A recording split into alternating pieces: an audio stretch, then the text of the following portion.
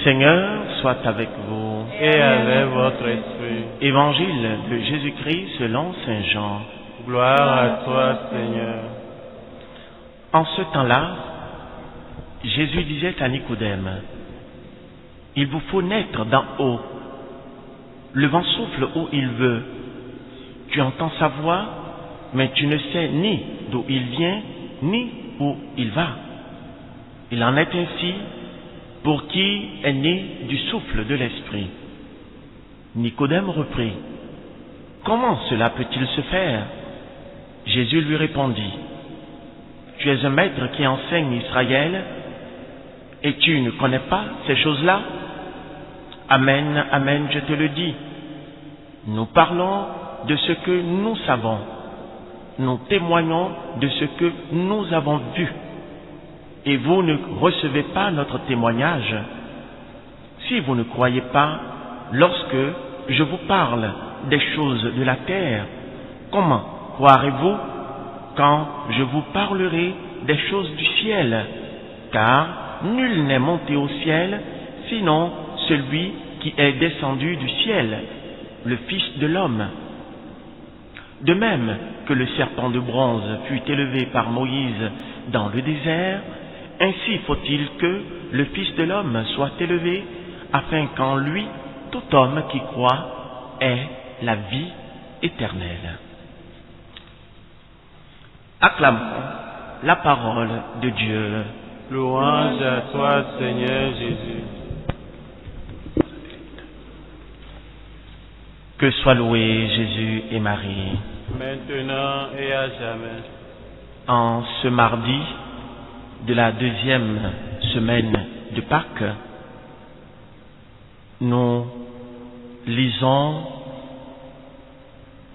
la fin de la conversation entre Nicodème et Jésus. Nicodème est animé de bonne foi. Cependant, il a une foi hésitante. Il sait que Jésus est envoyé par Dieu, car, a-t-il dit lui-même, Nicodème, nul ne peut accomplir les signes que Jésus accomplit si Dieu n'est pas avec lui. Cependant, Nicodème hésite à adhérer à la foi totale en Jésus. Ainsi, Jésus l'amène peu à peu à quitter une conception tout simplement humaine de la mission du Messie pour lui ouvrir les yeux du cœur afin qu'il comprenne qu'il s'agit de réalités surnaturelles. Le royaume des cieux n'est pas lié à une descendance naturelle, ni même à un clan, à une ethnie, à un peuple exclusif, mais le royaume des cieux requiert renaissance, renouvellement.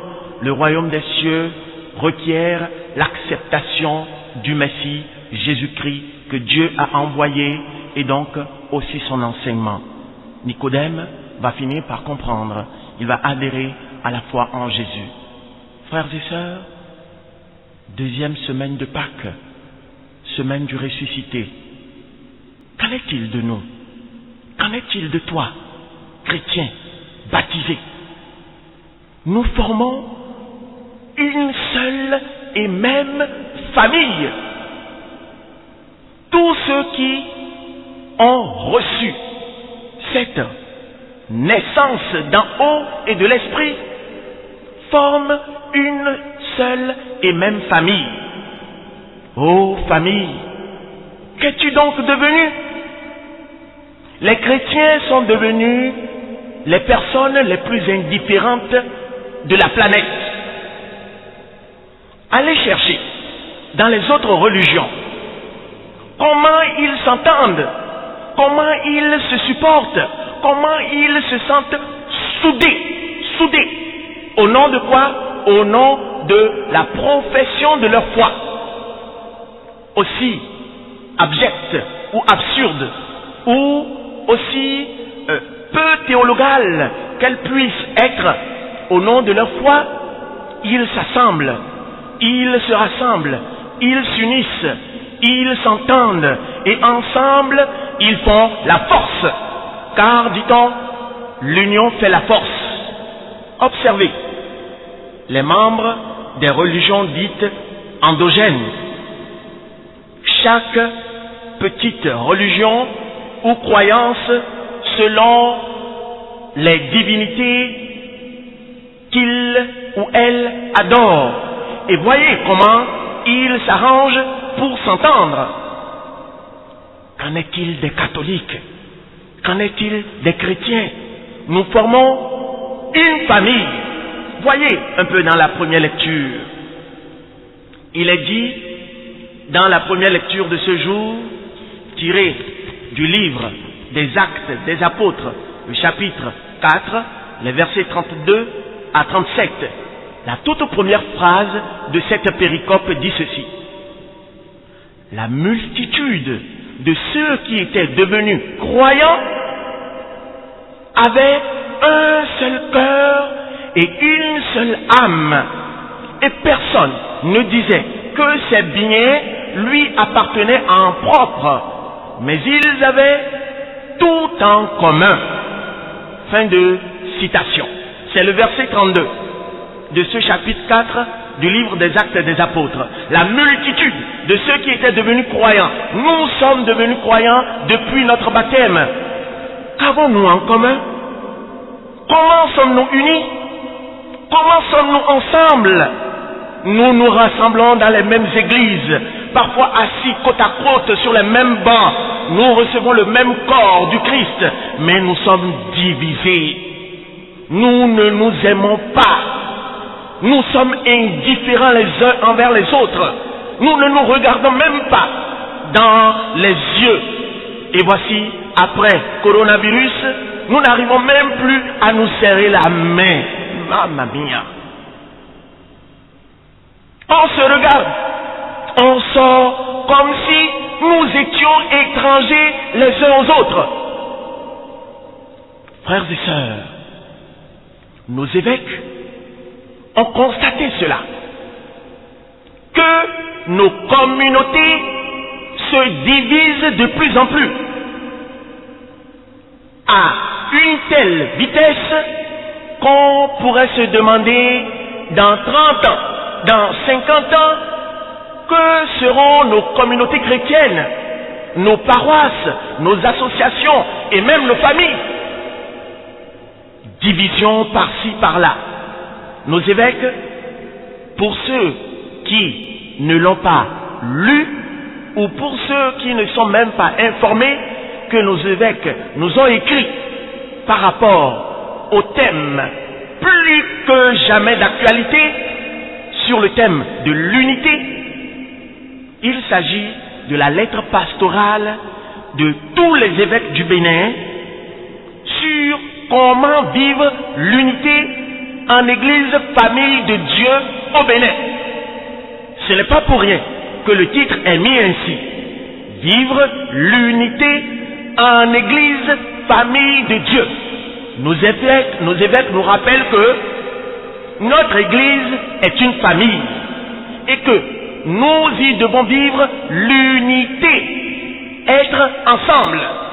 Frères et sœurs, constatez-le par vous-même. Les divisions, le manque d'unité commence dans les familles. Déjà dans les familles, à la maison. Papa ne regarde pas maman. Maman ne regarde pas papa. Parfois, c'est des éclats de voix, c'est des disputes, c'est parfois un silence qui en dit trop long. Papa lo kende me nous maman. Papa vous vous en rendez compte? Un père de famille qui a son épouse, les enfants, mais il ne mange pas à la maison. Les deux ne se parlent pas pendant 1 jour, 2 jours, 3 jours. Où est l'unité? Où est le vivre ensemble? Et puisque ça commence à la maison, c'est clair, il y a des répercussions sur la société. Allez dans les lieux de travail, des collègues qui ne se sentent pas, qui ne se saluent pas, qui ne s'entendent même pas. Ils se comportent comme l'eau et le feu, comme le chien et le chat. On ne peut pas évoluer comme ça. Et vous allez chercher, vous vous rendez compte que les deux sont catholiques et les deux vont sur la même paroisse, mamma mia. Deux chrétiens catholiques de la même paroisse, mais qui au boulot, son collègue, ne se sentent même pas. Frères et sœurs, c'est scandaleux. C'est plus que scandaleux. Cela fait que nos communautés s'affaiblissent. Cela fait que notre Église elle-même, à cause de ce mauvais exemple, s'affaiblit. Puisque l'union fait la force, la désunion fait la faiblesse, et le diable le sait. Diabolos, c'est-à-dire diviseur, le diviseur le sait. Il sait que dès qu'il aura inoculé le venin de la division au sein d'une société, au sein d'une communauté, c'est fini. Ce royaume sera voué à quoi? À la destruction. Ce royaume ne pourra pas tenir. Jésus l'a dit en parlant aux Juifs qui disaient que c'est par le chef des démons que lui, Jésus, expulse les démons. Jésus a dit, mais c'est pas possible. Un royaume divisé en son sein ne peut pas tenir. Même les démons s'unissent. Frères et sœurs, les démons s'unissent et les fils et filles d'une même église se divisent. Quelle absurdité! Écoutez ce qui est dit ici, dans la première lecture de ce jour. Ils formaient un seul cœur, une seule âme. Cela veut dire qu'ils s'entendaient très bien, au point où ils mettaient tous leurs biens en commun. Ils vivaient ensemble. Donc, il n'y avait pas de riches contre des pauvres. Il n'y avait pas une classe d'élite contre une classe de subalternes. Non. Il est dit que pour cela, Dieu agissait au milieu d'eux avec puissance. C'est avec une grande puissance que les apôtres rendaient témoignage de la résurrection de notre Seigneur Jésus-Christ. Aucun d'entre eux n'était dans l'indigence. Voyez dans nos paroisses, voyez dans nos églises, ô Dieu d'amour, viens à notre secours. Quelle indifférence! L'Église a instauré la caritas pour aider les plus démunis, afin que ceux qui sont un peu plus nantis, ceux qui ont un peu plus d'argent, puissent aider ceux qui n'en ont pas du tout. Mais que faisons-nous de la caritas? Qu'est devenue la caritas? Que faisons-nous de nos frères et sœurs dans la même foi, lorsque nous les voyons un peu mal habillés? Mais vous savez, frères et sœurs, certains en arrivent à changer de place à l'église. Parce que une personne débraillée, disons-le ainsi, mais on est do bombaton. Bombobao, abo e nyakakabo e tcha. Lo ekujame. E tcha. Pour les vundé, boson, kunke to. Wadijon, mais ko black cravate to bodo veste bodo ba bo asito la pani. Pour les do basé à l'eau, n'aime no yo avoir les do. Bon, et quand y'en vient bodo. Et yo, mi paraît bien y mo bona dijon. Bon, et blo, ouais. Bon, gossin baondi. Puisqu'ils sont très bien habillés, et que, bon, quelqu'un habillé en habit simple, pour ne pas dire pauvre, s'assoit à côté d'eux sur le même banc, ils sont indignés. Ils se disent, mais c'est ce vaurien qui vient s'asseoir à côté de nous. Bon, et tout doucement, ils changent de place. Ce n'est pas possible. Il est dit ici, dans la première lecture, que aucun d'entre les premiers chrétiens n'était dans l'indigence, car tous ceux qui étaient propriétaires de domaines ou de maisons les vendaient et ils apportaient le montant de la vente pour le déposer aux pieds des apôtres. Et il cite ici un certain originaire de Chypre, Joseph, surnommé Barnabé par les apôtres. Et nous connaissons sa mission avec Saint Paul. Aujourd'hui, nous ne demandons pas autant à ceux qui sont nantis. Il serait plutôt difficile de gérer ou de se comporter à la manière des premiers chrétiens à l'époque. Non, ce qui est demandé ici, c'est l'attention. L'attention au prochain, à mon frère en Christ, à ma sœur en Christ.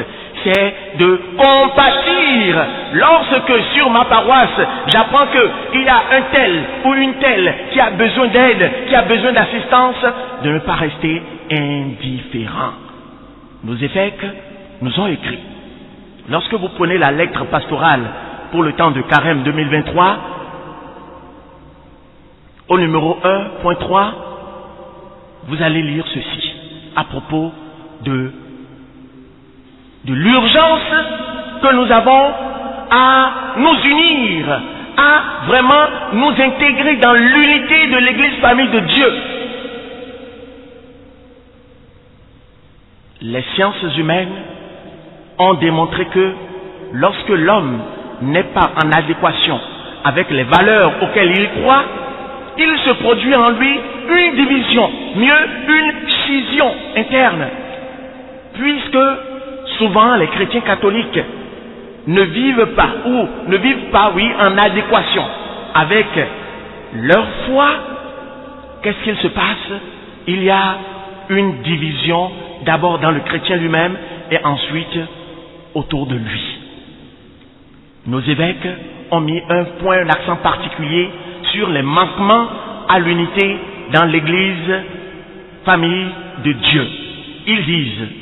Ils font remarquer que de nos jours, force est de constater que les contre-témoignages, le syncrétisme, le régionalisme, les dérives sectaires à partir des groupes et des mouvements de prière paroissiaux, les conflits de leadership se multiplient dans les communautés paroissiales et nous éloignent de l'idéal chrétien qui se traduit par l'unité du corps du Christ, la capacité à accueillir l'autre et à vivre ensemble en paix avec lui dans la diversité des opinions en communauté chrétienne est fortement et malheureusement compromise. Frères et sœurs, nos évêques font un constat dramatique, mais réaliste. Ils disent qu'il y a encore ce qu'on appelle le régionalisme. Certains disent, eux ils sont du nord, ceux-là sont du sud, ceux-là sont les minants, ceux-là, ce sont les bons, les fonds. Ô Église, famille de Dieu, pourquoi tant de divisions? Nous devons nous aimer tels que nous sommes. Nous devons nous aimer tels que nous sommes, nous accepter tels que nous sommes. Et vous savez quoi? Certains chrétiens qui se marient entre eux, l'homme est par exemple du sud et l'épouse est du nord, il suffit d'un petit problème. La belle famille de l'un ou de l'autre va commencer par se dire, ah voilà, je te l'avais dit, n'épouse pas quelqu'un du sud. Je te l'avais dit, je t'avais promis, je t'avais prévenu. Oh Dieu d'amour, prends pitié de nous. Ce n'est pas parce que quelqu'un est de telle ou telle région qu'il ne peut pas s'entendre avec son frère ou sa sœur, avec son époux, son épouse. Non, enlevons ces choses de la tête. Nos évêques disent que la capacité à accueillir l'autre et vivre ensemble en paix avec lui dans la diversité des opinions est fortement, malheureusement, compromise. Cela veut dire que nous manquons désormais de capacité à vivre avec notre frère qui vient du nord ou du sud, de l'est ou de l'ouest, qui vient d'un autre pays, et nous faisons trop de différences. Nos évêques disent, vivons en paix, dans l'unité avec tout le monde. Au lieu d'être des repères sûrs pour conduire les fidèles laïcs au Christ, il arrive malheureusement que certains pasteurs eux-mêmes soient des protagonistes de conflits. Cela veut dire que malheureusement, même sur nos paroisses, certains prêtres fomentent la division. Dieu d'amour prend pitié de nous. C'est des réalités qui malheureusement existent et nos évêques dénoncent cela. L'Église est avant tout la maison de tous. Mais il faut faire remarquer qu'un nombre non négligeable de fidèles laïcs ne s'y sentent pas toujours bien accueillis parce qu'ils ne ressentent pas la sollicitude pastorale dont ils devraient être l'objet. Ils n'ont pas l'impression d'être écoutés ni pris en compte et, de facto, s'éloignent de l'Église famille de Dieu. Oh, frères et sœurs, écoutons ces paroles chaudes de nos évêques. Que disent-ils? Que puisque certains de nos fidèles, c'est-à-dire de ceux qui appartiennent à la famille de Dieu, des enfants de Dieu, ne se sentent pas accueillis, ne se sentent pas écoutés, et donc ils s'éloignent de l'Église. Qui ne sait pas que les églisettes sont remplies d'anciens catholiques? Mais c'est la triste réalité. Plusieurs ont été baptisés dans l'église catholique, mais vont remplir certaines églisettes. Certaines églisettes, oui, évangéliques. En effet, disent toujours les évêques, le ministère de l'écoute, en s'adressant aux prêtres, ils disent, le ministère de l'écoute par les prêtres est quelquefois le parent pauvre de la pastorale paroissiale. L'impatience ou la sélection dans l'écoute des fidèles laïcs, voire le refus de les écouter, le manque de disponibilité pour l'écoute et l'activisme, ces difficultés en génèrent parfois d'autres plus graves par voie de conséquences. Ainsi, la nature ayant horreur du vide, certains fidèles laïcs, responsables des groupes de prière, usurpent, pour le meilleur et pour le pire, le délicat ministère de l'écoute du pasteur qui a charge d'âme. Frères et sœurs, nous les prêtres devons vous écouter, devons vous dédier du temps. Et c'est ce que disent nos évêques ici. Ils disent qu'il ne devrait pas avoir de favoritisme dans l'accueil des fidèles. Cette situation, disent-ils, ne favorise pas les bonnes relations qui devraient exister entre certains fidèles laïcs et des prêtres d'une part, et entre les fidèles laïcs eux-mêmes d'autre part. Parmi ceux qui ressentent le plus de cet abandon se trouvent au premier plan les plus pauvres et les démunis.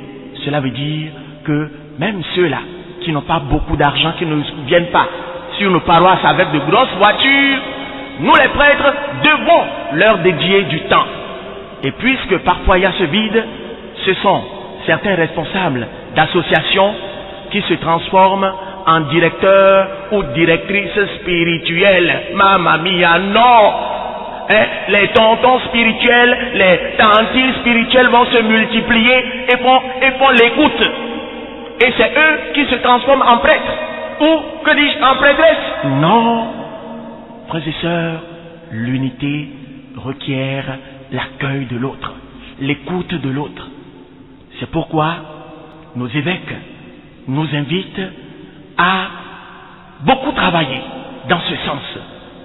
Le vivre ensemble, font-ils remarquer, a fait du groupe des 12 une communauté de frères dans l'unité et dans l'amour mutuel où ne devrait prévaloir rien que l'unité. Frères et sœurs, ils nous disent que le vivre ensemble a fait du groupe des 12 une communauté de frères dans l'unité. Et nous aujourd'hui, que fait notre foi? Ou que faisons-nous de notre foi? Ayons cette volonté de vivre unis avec nos frères et sœurs. Ce fut l'ardente prière de Jésus avant de quitter ce monde. Jean chapitre 17. la chaude prière que Jésus adressa à son Père, ce qu'on appelle la prière sacerdotale de Jésus. Avant d'affronter sa passion et de mourir, Jésus a dit, Père Saint, garde-les unis dans ton amour, dans le nom que tu m'as donné, pour qu'ils soient un, comme nous-mêmes. Quand j'étais avec eux, je les gardais unis dans ton nom. Je les gardais unis dans ton nom. Le nom que tu m'as donné. Que tous soient un. Ut unum sint. Que tous soient un. Comme toi, Père, tu es en moi et moi en toi. Qu'ils soient un en nous. Eux aussi, pour que le monde croie que tu m'as envoyé. Et moi, je leur ai donné la gloire que tu m'as donnée pour qu'ils soient un, comme nous sommes un. Moi en eux et toi en moi, qu'ils deviennent ainsi parfaitement un. Fin de citation. C'est la prière de Jésus. Qu'ils deviennent parfaitement un. Et puis écoutez ce qu'a dit Jésus en Jean 13, verset 35. Il dit, à ceci, tous reconnaîtront que vous êtes mes disciples, si vous avez de l'amour les uns pour les autres. Minini wanumide, le manque d'amour, le manque d'unité détruit nos communautés, détruit nos communautés paroissiales, nos communautés religieuses. Un frère qui n'aime pas son frère, qui n'est pas uni à lui, une sœur qui n'aime pas sa sœur, division, sectarisme, méfiance, et non, on se détruit ainsi. Frères et sœurs, Saint Paul nous invite tous à vraiment travailler pour l'unité. Philippiens 2, verset 2 et suivant. Et je conclus par là. Ayez les mêmes dispositions, le même amour, les mêmes sentiments. Cherchez l'unité, cherchez l'unité. Ne soyez jamais intrigants ni vaniteux, mais ayez assez d'humilité pour estimer les autres supérieurs à vous-même. Que chacun de vous ne soit pas préoccupé de ses propres intérêts. Pensez aussi à ceux des autres.